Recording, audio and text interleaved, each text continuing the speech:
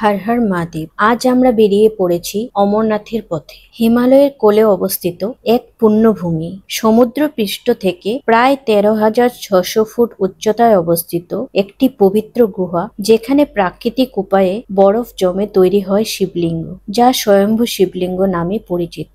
প্রতি বছর হাজার হাজার ভক্ত এই দুর্গম পথে যাত্রা করেন বাবা বরফানি অর্থাৎ ভগবান শিবের দর্শনের জন্য। এই যাত্রাটি বিশ্বের অন্যতম কঠিন তীর্থযাত্রাগুলির মধ্যে একটি। এই যাত্রা যেমন কঠিন, তেমনি এর প্রতিটি মুহূর্ত ভরে থাকে অপার সৌন্দর্য আর আধ্যাত্মিক শান্তিতে। এই যাত্রাটিতে পথ যতই না দুর্গম হোক, ভক্তদের মুখে থাকে একটাই জয়ধ্বনি, জয় বাবা বরফানি। আমরাও ঠিক সেইভাবে জয় বাবা বরফানি নামে অমরনাথ দর্শনের পথে আমরা আমাদের যাত্রাটি শুরু করি। আজ আমরা বেরিয়ে পড়েছি শিয়ালদা থেকে হামসফর এক্সপ্রেস নিয়ে শিয়ালদা টু জম্মু তাভির উদ্দেশ্যে।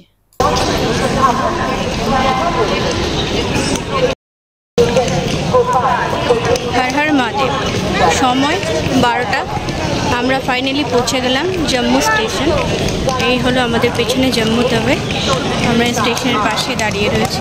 ভোর সকাল ৪টে থেকে RFID কার্ড দেওয়া স্টার্ট হবে। তো আমরা ৪টে পর্যন্ত ওয়েট করব। ৪টায় RFID কার্ড নেব, তারপর আমরা বালটালের উদ্দেশ্যে রওনা দেব। আমাদের যাত্রাটি শুরু হচ্ছে বেসিক্যালি বালটাল থেকে। জম্মু তাওয়া স্টেশনে পৌঁছে অমরনাথের জন্য মেন যে জিনিসগুলো করতে হবে, প্রথমে আপনারা যেখান থেকে আসুন না কেন, এখানে এসে আপনাদের প্রথম নিতে হবে সিম কার্ড। সিম কার্ডের জন্য যদি রাত্রিবেলা পৌঁছান, তো এই যে ধাবাটা দেখছেন, জয় মা বৈষ্ণব দেবী ভোজনালয়ের নিচে অনেক সিম কার্ডের জায়গা রয়েছে। এখান থেকে আপনারা সিম কার্ড করে নিতে পারবেন। চলুন একটু এগিয়ে যাই। আর ঠিক ওই দিকটাতে হচ্ছে আপনার RFID কার্ড নেওয়ার জায়গা। ওই জায়গাটা আমরা যাব। প্রথমে আপনারা সিম কার্ড কোথা থেকে নেবেন সেটা আগে দেখিয়ে দিচ্ছি আপনাদের। আপনারা স্টেশন থেকে পৌঁছে সোজা চলে আসবেন এই জয় মা বৈষ্ণব দেবী ভোজনালয়ে। এসে আপনারা সিম কার্ড এখান থেকে নিতে পারবেন। এখান থেকে আমরা সিম কার্ড নিয়েছি। এখানে আপনার এয়ারটেল আর জিওর সিম কার্ড পেয়ে যাবেন। ৩৫০ টাকা করে পড়বে। এখান থেকে আপনার সিম কার্ড সংগ্রহ করে তারপর আপনাদের নিতে হবে RFID কার্ড। সকাল ৪টে থেকে ভোর ৪টের থেকে RFID কার্ড দেওয়া শুরু হবে। তো RFID কার্ড নেওয়ার জন্য আপনাদের যেতে হবে স্টেশন থেকে ঠিক এই দিকটাতে। চলুন আপনাদের নিয়ে যাচ্ছি। আপনারা রাত্রিবেলা পৌঁছে যদি আপনারা চান, এখান থেকেও RFID কার্ড নিতে পারেন এবং আপনারা চলে যাবেন ভগবতীনগর যে জায়গাটা আছে, ওইখানে গিয়েও আপনারা RFID কার্ডটা সংগ্রহ করতে পারবেন। চলুন। আর যদি ল্যাগেজ প্রচুর থাকে, ওই জায়গায় আপনারা ক্লক রুমও পেয়ে যাবেন। আর স্টেশনের ক্লক রুমও আপনারা পেয়ে যাবেন, যেখানে আপনারা অতিরিক্ত যদি জিনিস নিয়ে আসেন অ্যাটাচি ফ্যাটাচি, তো আপনারা রেখে আপনারা অমরনাথ যাত্রা শান্তিভাবে করতে পারেন। আমরাও রেখেছি, আমাদের অনেক জায়গায় যাওয়ার আছে আগামীতে, সেই জন্য আমাদের ল্যাগেজ যেগুলো এক্সট্রা ছিল আমরা ক্লক রুমে রেখে দিয়েছি। এখন ক্লক রুমে হচ্ছে পার ব্যাগ ১০০ টাকা করে। এখানে নেবে বেশিরভাগ লোকেরাই ভগবতীনগর এবং বেস ক্যাম্পেই পৌঁছে গেছে। ওইখান থেকে গেলে আপনারা বাসটাও অ্যাভেলেবেল পেয়ে যাবেন। এখন এখান থেকে আপনাদের RFID কার্ড নিয়ে সেই আপনাদের যেতে হবে ভগবতীনগরে, বা এখান থেকে আপনারা স্যাটেল নিয়ে বা যা করে হোক আপনারা পৌঁছে যেতে পারবেন। কিন্তু বাস স্ট্যান্ডটা হচ্ছে একটু ওইদিকে। আমরা রাত্রি এখন বাজে প্রায় ১টা। আমরা RFID কার্ডের জন্য বসে রয়েছি। দেখা যাক কটায় দেয়। চলুন একটু দেখিয়ে দিই ওই দিকটাতে। ওই দিকটা হচ্ছে RFID কার্ড নেওয়ার জায়গা। ঠিক স্টেশন থেকে নেমেই আপনারা চলে যাবেন এইদিকে। এখন জায়গাটা বন্ধ আছে, তো আমরা এখন সাইডেই বসে রয়েছি। কাল ৪টের থেকে RFID কার্ড দেওয়া শুরু হবে। তো যত তাড়াতাড়ি আরএফআইডি কার্ড হাতে চলে আসবে তত তাড়াতাড়ি আমরা রওনা দিতে পারবো আমাদের অমরনাথ যাত্রা গন্তব্যের দিকে। আমাদের যাত্রা শুরু হবে বালটাল থেকে এবছর। দেখা যাক কত তাড়াতাড়ি আমরা আরএফআইডি কার্ডটা হাতে পাই। যাই বলে চলুন।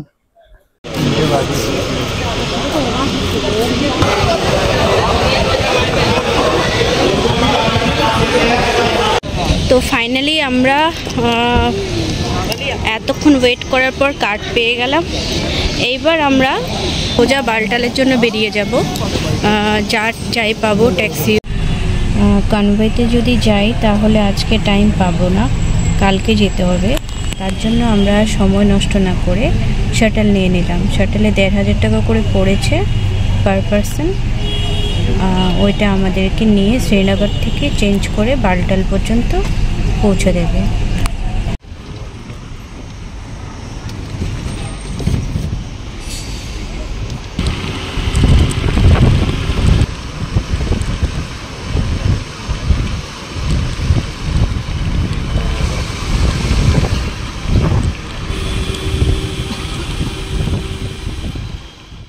আজ আমরা বালটাল পৌঁছাতে পারিনি, তার জন্য আমাদেরকে শ্রীনগরেই স্টে করতে হচ্ছে।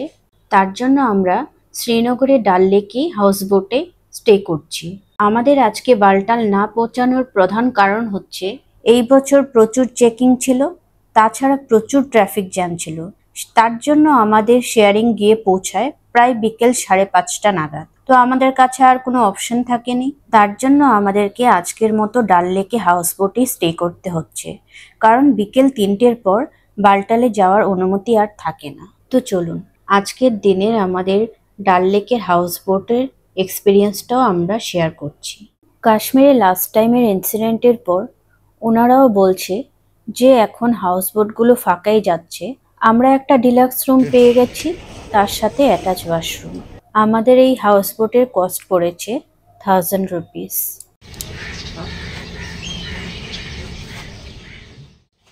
হাউসবোটে একটি খুব সুন্দর সকালের অনুভূতি।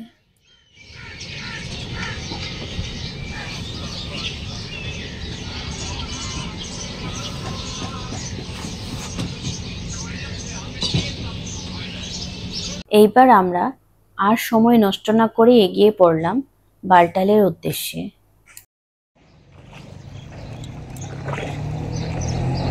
আচ্ছা আচ্ছা, ये रोड है। हाँ, ये रोड जाते हैं।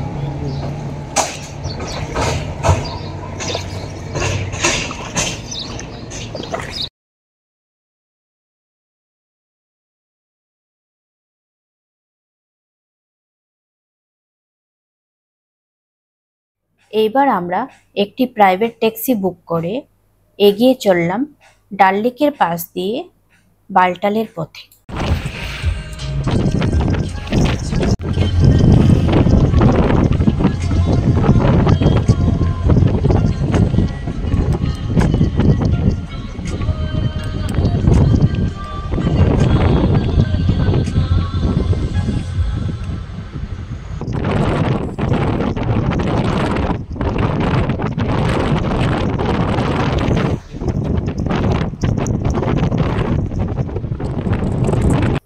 এটি হলো সোনমার্গ টানেল। এবার আমরা ধীরে ধীরে সোনমার্গ টানেলের দিকে প্রবেশ করছি।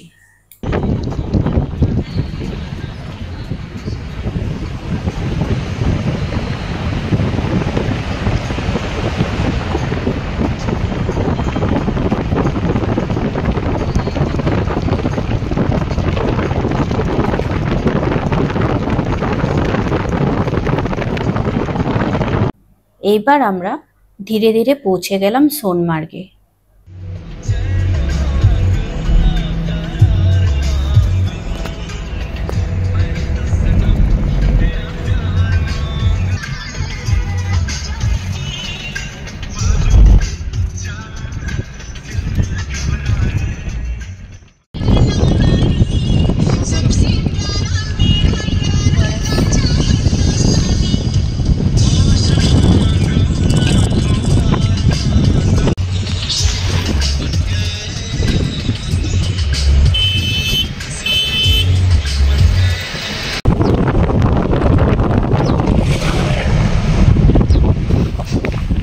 Welcome to Sri Amarnath Ji Pilgrims. Har Har Mahadev. এবারে অমরনাথ যাত্রায় আপনারা যারা যারা আসছেন অবশ্যই কনভয় ধরেই আসার চেষ্টা করবেন যদি পসিবল হয় তো। আর যদি কনভয় না পাচ্ছেন তাহলে আপনাদের প্রচুর স্ট্রাগল করতে হবে, লাইক অনেকটাই হেঁটে যেতে হবে। এবারে সিস্টেমে অনেকটাই চেঞ্জেস হয়েছে।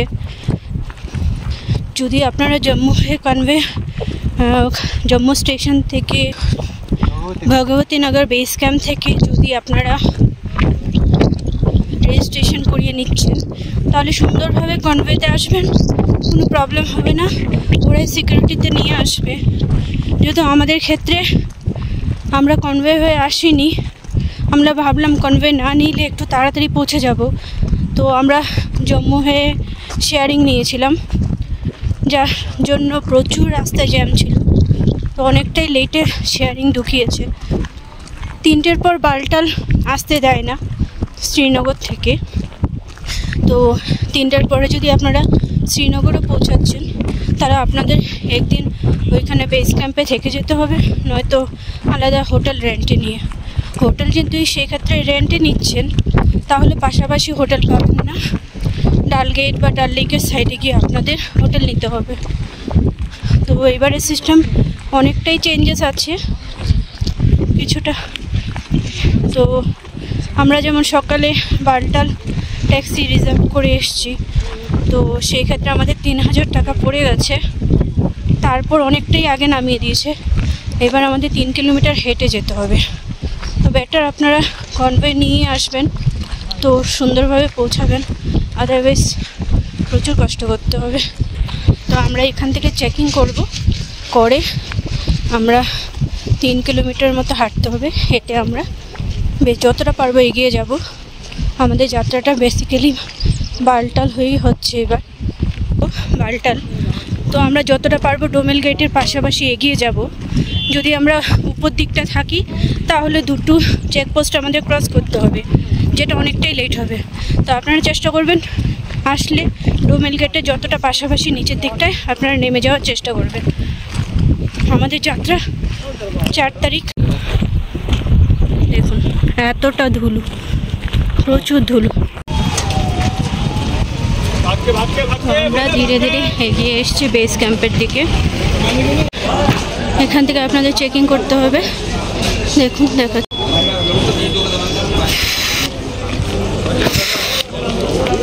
এদিকটা হচ্ছে বেস ক্যাম্প, আর এবার আমরা এগিয়ে যাচ্ছি ডোমেল গেটের রাস্তায়। আমরা যতটা পারবো আগের দিকে এগিয়ে যাব, যাতে সকালে যাত্রায় আমরা একটাই চেকিং করে সোজা যাত্রার উদ্দেশ্যে বেরোতে পারি। বেস ক্যাম্প হসপিটাল আছে এটা। এখান থেকে ডোমেল গেট হচ্ছে 3 কিলোমিটার। 3 কিলোমিটার আপনারা যদি এগিয়ে যেতে পারেন তো আপনাদের হোলিগেট পর্যন্ত প্রায় 10 কিলোমিটার হোলিগেট ওইখান থেকে। আর এখান থেকে যদি আপনারা যেতে চান তো 14 কিলোমিটার আপনাদের যেতে হবে।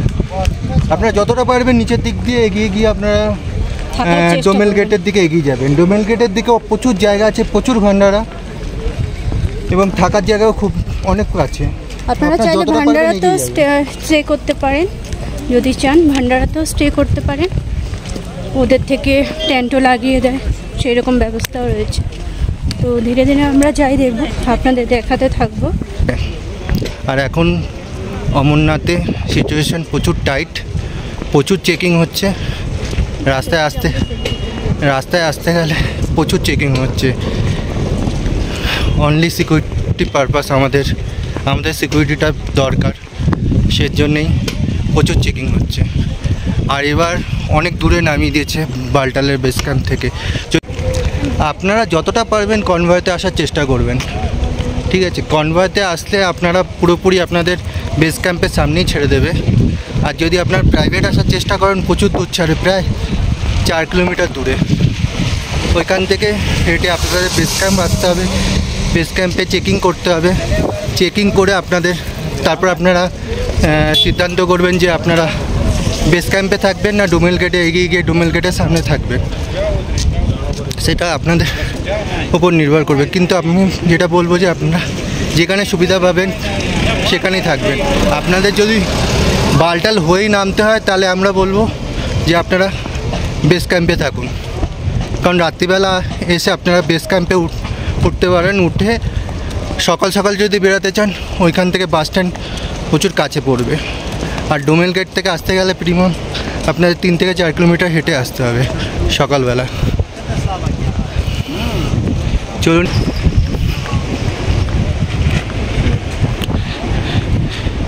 ক্যাম্পের দিকে থাকবেন তাহলে ফার্স্ট চেকপোস্ট আপনাদের সকালে পড়তে দেন আপনাদের এগিয়ে যেতে হবে ডোমেল গেটের দিকে, যেখানে আপনাদের নেক্সট চেকপোস্ট পড়বে। এখান থেকে ভান্ডারা শুরু হয়ে যাচ্ছে, এই সময় চলে যাচ্ছে ডোমেল গেটের দিকে। এখানেও টেন্ট আছে অনেক। এই ভান্ডারাগুলোতে আপনারা আসবেন, এত সুন্দরভাবে আপনাদেরকে মানে ওরা সেবা করবে, দেখে আপনাদেরও মানে খুব ভালো লাগবে। খুব সুন্দর জায়গা, খুব সুন্দর অনুভূতি, না আসলে বোঝা যাবে না।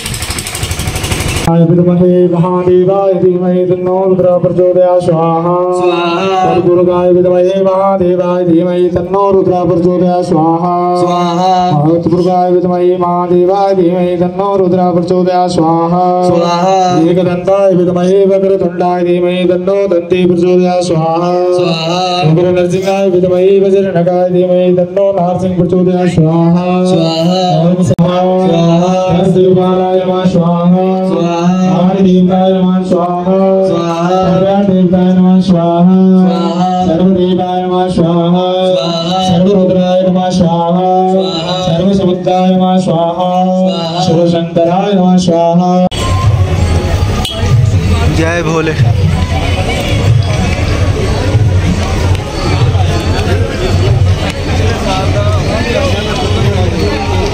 अमित से चप्पल तो मेरे वाले जूते पहने। आ जाओ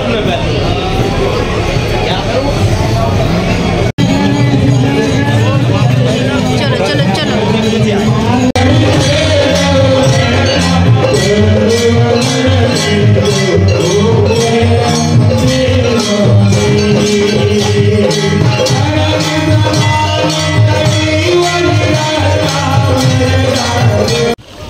এদিকে চলো, এখানে পার হলে বেরিয়ে যাবে।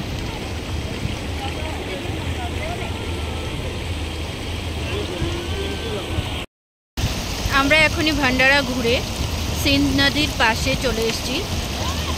সিন্ধ নদীর পাশে আমরা এখন বসে রয়েছি, কিছুক্ষণ এখানটায় আমরা বসবো, তারপর আজকের দিনটায় আমরা গিয়ে রেস্ট করব।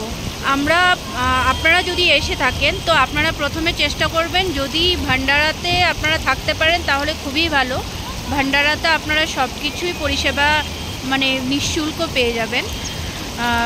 সেখানে থাকার সুবিধাটাও বেশি, আমি যতটা দেখতে পাচ্ছি সেটা আপনাদের জানাচ্ছি। তারপরে আপনাদের উপর ডিপেন্ড করছে, আপনারা যদি টেন্ট নিয়ে থাকতে চান তাহলে সেটা আপনাদের উপর। ভান্ডারাতেও আপনারা যদি এসে বলেন, সেখানে আপনাদের যেমন খাবার নিঃশুল্ক, সমস্ত পরিষেবাই নিঃশুল্ক। আপনাদের থাকা খাওয়া সবটাই নিঃশুল্ক, ওদের থেকে ওরা ব্যবস্থা করে দেবে। আমরা এতক্ষণ আপনাদেরকে ভান্ডারাগুলো ঘুরে দেখালাম।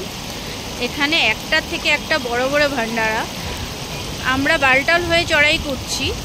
তো কালকে 4 তারিখ, আজকে 3 তারিখ 3rd of July, সময় 3:30। এবার আমরা অমরনাথ যাত্রার জন্য ট্রেকিং শুরু করলাম বালটাল রোড হয়ে। তো আমাদের যাত্রাটা শুরু হলো।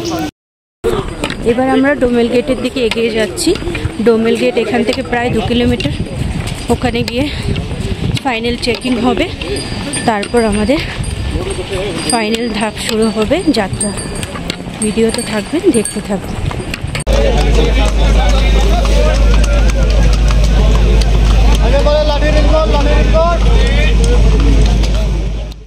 দেখতেই পাচ্ছেন ডোমেল গেটের প্রচুর ভিড়। এই ভিড়টা কাটিয়ে ধীরে ধীরে আমরা এগিয়ে যাব চেকপোস্টের দিকে। ফাইনালি ভিড় কাটিয়ে চেকিং কমপ্লিট করে এবার আমরা ধীরে ধীরে এগিয়ে যাচ্ছি অমরনাথ গুহার দিকে।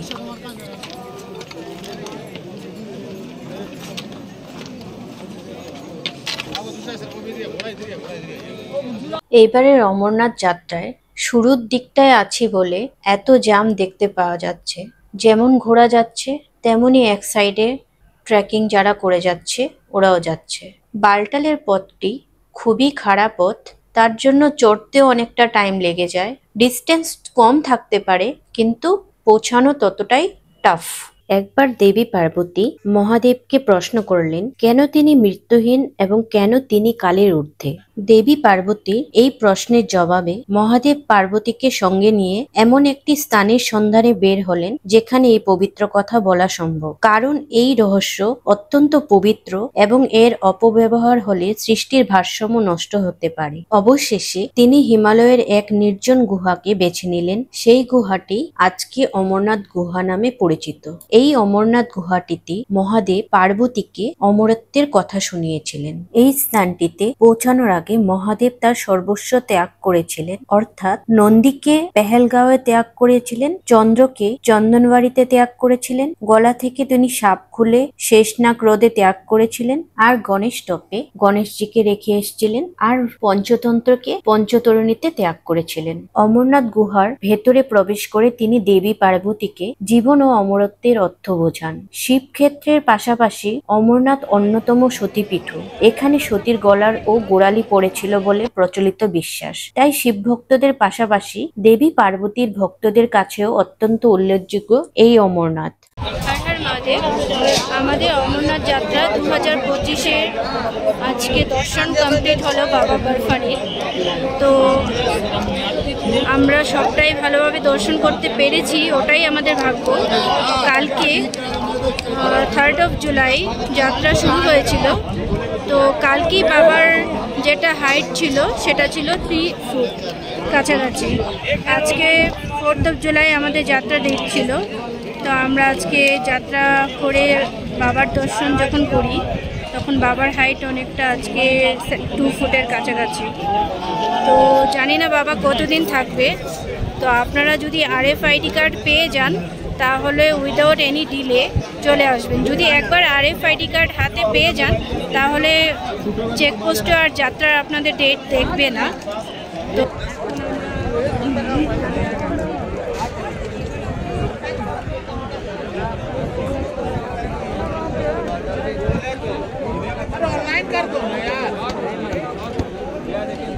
বাবা বরফানির দর্শনের পর আমরা ডিসাইড করি যে এবার আমরা রিটার্ন করব পঞ্চতরণী হয়ে। তাই আমরা ধীরে ধীরে পঞ্চতরণীর পথে এগিয়ে যাচ্ছি। রাস্তাঘাটের অবস্থা খুবই খারাপ, বৃষ্টি হলে তো প্রচুর কাদা হবে, ধুলো তো হচ্ছে। যারাই আসবেন সাবধানে আসবেন। এখান থেকে Panchtarni 2 kilometre, Poshpatri 10 kilometre, MG top হচ্ছে 12 কিলোমিটার, শেষনাগ হচ্ছে 16 কিলোমিটার। আর আমরা এই উপর থেকে আসলাম। আমরা পঞ্চতরণী পৌঁছানোর আগেই আমাদের মোবাইল ক্যামেরার চার্জ শেষ হয়ে গেছিল, তার মধ্যে ব্যাটারি ব্যাংকেও চার্জ ছিল না। তারপর পঞ্চতরণী পৌঁছানোর পর আমরা জানতে পারি যে সেখানে ক্যাম্পে চার্জিং এর কোনো ফ্যাসিলিটি নেই, তার জন্য আমরা কোনো ভিডিও করে উঠতে পারিনি। আপনারা দেখতে পাচ্ছেন এখনো আমরা পোষপত্রিতে আছি। পঞ্চতরণীতে ভান্ডারাগুলোতে চার্জিং এর সুবিধা থাকলেও সেখানে সবাইকে 10 মিনিট করেই চার্জ দেওয়ার অনুমতি ছিল। 10 মিনিটে আমরা যা চার্জ করতে পেরেছিলাম মোবাইল তাই চার্জ করেছি। আর সেই 10 মিনিটের চার্জে আমরা আমাদের মোবাইলে খুব বেশি ভিডিও করে উঠতে পারিনি, তবু যে ক্লিপগুলো আমরা তুলতে পেরেছি সেগুলো আপনাদের কাছে তুলে ধরার চেষ্টা করছি। এইবার আমরা ধীরে ধীরে ক্রস করছি গণেশ টপ। এটি হলো গণেশ টপের রাস্তা। এই বছর কোনো বরফই পড়েনি, তার জন্য এইরকম অবস্থা। আর এই বছর প্রচুর গরম। এইবার আমরা ধীরে ধীরে এগিয়ে যাব শেষনাগের দিকে।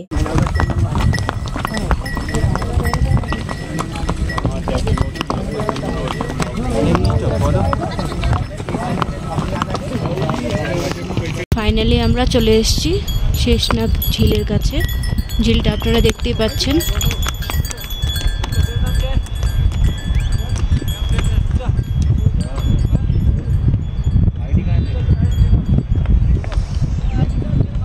এইভাবে আমরা শেষনাগ দর্শন করার পর পিসুটপ হয়ে চন্দনবাড়ি পৌঁছাই আর আমাদের অমরনাথ যাত্রা এভাবেই কমপ্লিট হয়।